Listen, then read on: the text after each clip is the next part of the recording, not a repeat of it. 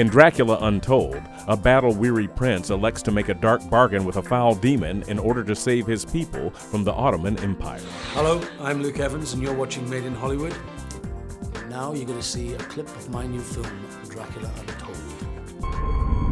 My father was a great man. A hero, so they say. Sometimes the world doesn't need another hero. Sometimes what it needs is a monster. I have never before thought of Dracula as a good guy, but I found myself thinking that in this film. Was that something that kind of attracted you to this role, his humanity, if you will? Yeah, it was. It was a very interesting take on who this creature was before he became a vampire. You can't protect us. I'll find a way.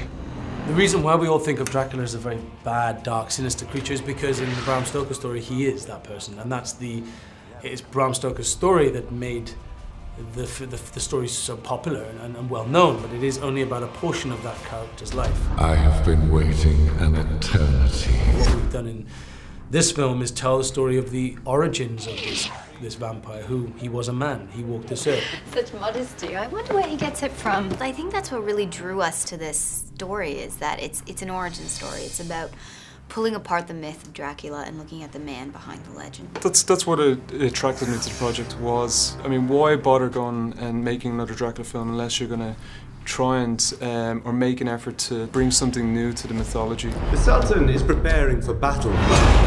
It requires 1,000 boys for his army, including your son.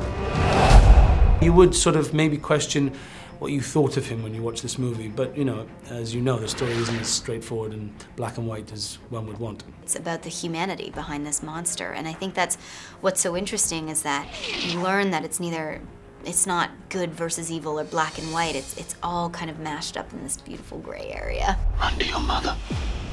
Look away! And when he was put back on the throne, he was asked to hand over, I think it was 500 boys to be used as soldiers, or these kind of janissaries they were called, these child soldiers in the Sultan's army, and he refused, and he went to war with the Sultan. That's the seed of history we base our story on. What is it you are seeking? I want the power to destroy my enemies and save my family. Did you have any initial trepidation about taking on this iconic character of Dracula? Because it is a character that everybody knows, or so we think. Well, at least I don't have to save time trying to explain to people who he is, True. right? Everybody knows who Dracula is, but what they don't know is the Dracula that I'm telling the story of. Tell your generals what you have witnessed here! I think that each version of each Dracula film speaks to the time in which it was made, and I think ours really speaks to the time in which we made this film. Drink Dracula. It's a difficult balance between those genre moments, or that nod to the classical Dracula of horror, and then also just making a really entertaining story. That's a bit of a story that people will hopefully find very refreshing and surprising. A story that they wouldn't necessarily have connected to the character that we know 400 years later from the Bram Stoker story. Never forget who I am.